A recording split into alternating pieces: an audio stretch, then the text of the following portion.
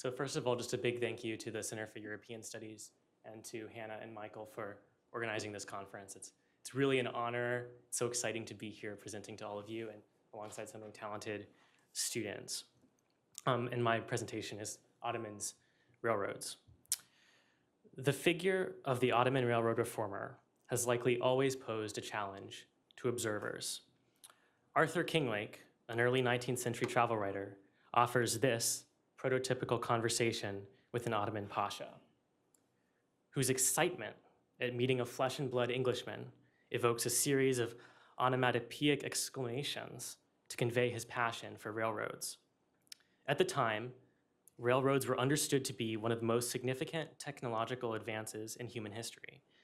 It is little surprise then that this imaginary Ottoman pasha in the travelogue, or the Ottoman government more generally, would have taken notice.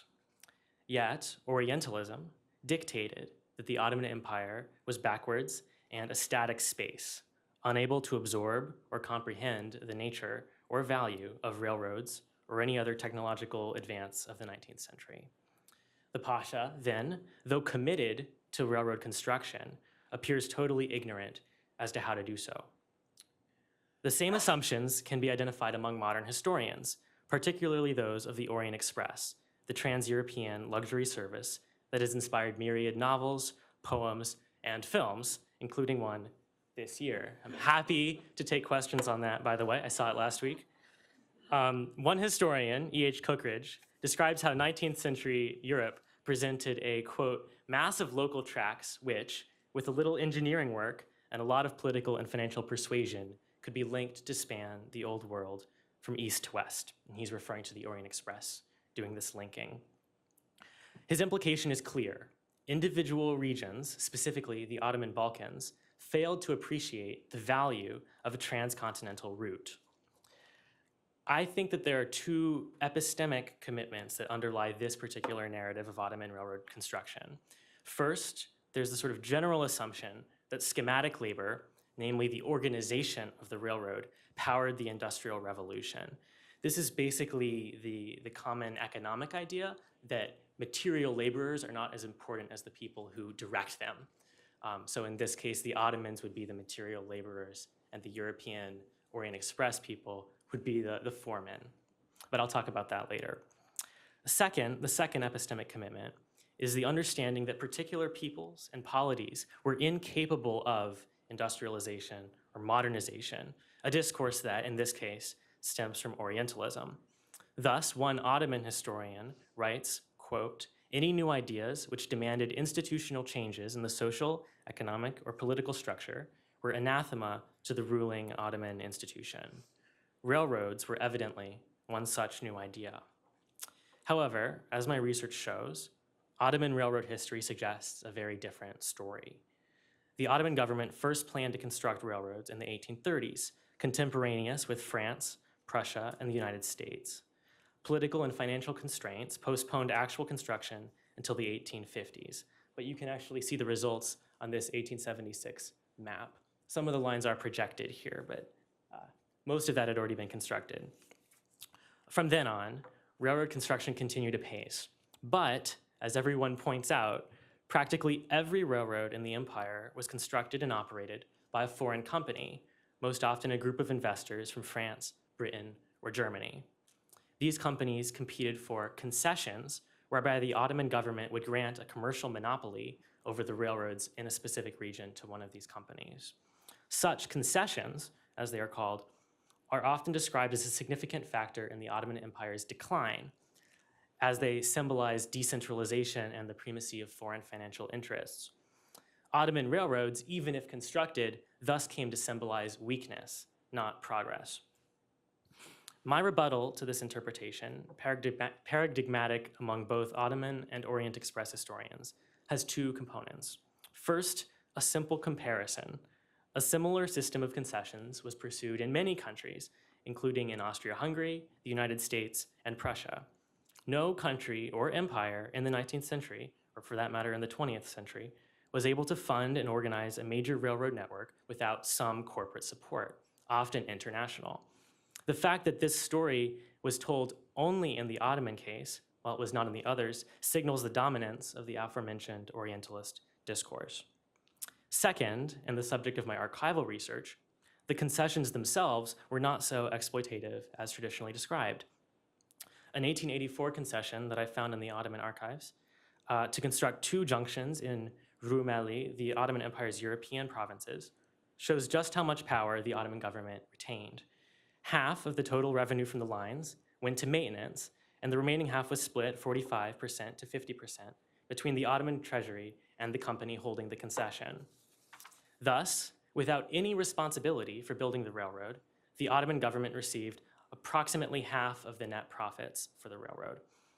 More surprisingly, the company guaranteed the Ottoman government an annual income of 1,500 francs per kilometer of rail, effectively removing all risk for the government. The company was required to send a copy of their budget every 3 months, and Ottoman state accountants were granted full access to the company's registers for audits, which could be conducted at will. The concession then offered profits without investments, financial oversight without responsibility. This railroad, the Rumelian Railroad, was also a useful tool for Ottoman imperialism.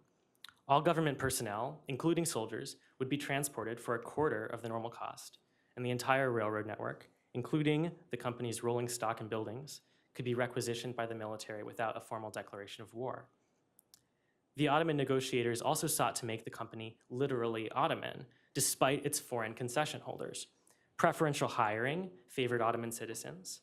The official language was Turkish, and the company was required to relocate to Constantinople.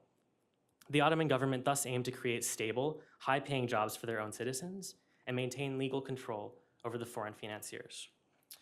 This policy may also have been intended to disprove their critics overseas by demonstrating the government's support for industrialization.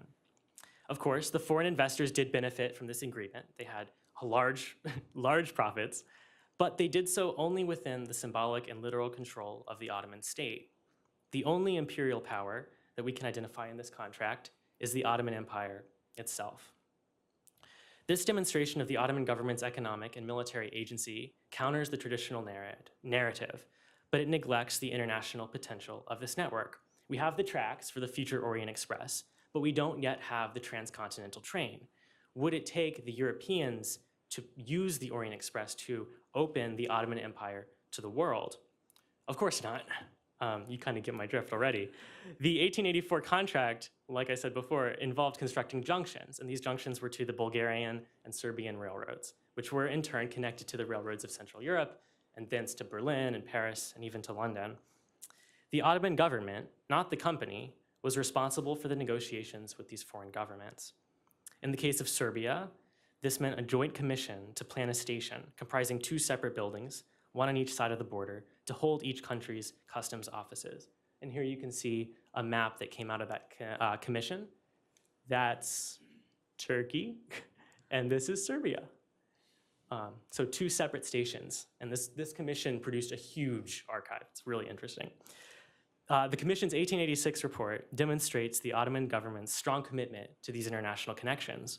Without any reference to the Orient Express or foreign investors or some European-led plan for a transcontinental railroad, this plan foregrounds the circulation of Ottoman domestic passenger and freight trains between the Ottoman Empire and Serbia. In other words, the vision of an interconnected Europe where passengers and products could travel efficiently from one country to the next was not exclusive to Western European financiers or bureaucrats. It was a vision that involved many different independent actors and planners from across the continent, all the way to Constantinople. This thesis is not merely significant to how we imagine the Orient Express, nor how we understand the late Ottoman Empire. It also implicates the assumptions that underlie our current discourses of modernity and Europe. Today, as borders close and identities harden, it is increasingly difficult to imagine a Europe that ever included Muslims or Turks. The historiographic problem of the Ottoman railroad reformer is symptomatic of a larger discourse that confines the modern to the West, that frames non-Western engagement with modern technology, like a truck or a plane, as necessarily perverse. It reifies a Eurocentric understanding of cosmopolitanism that excludes religious, racial, and geographic others. By telling the story of Ottoman railroad reformers, and thence complicating narratives of science, industry, and progress more generally, we can begin to reinterpret European modernity more accurately and inclusively than before. Thank you.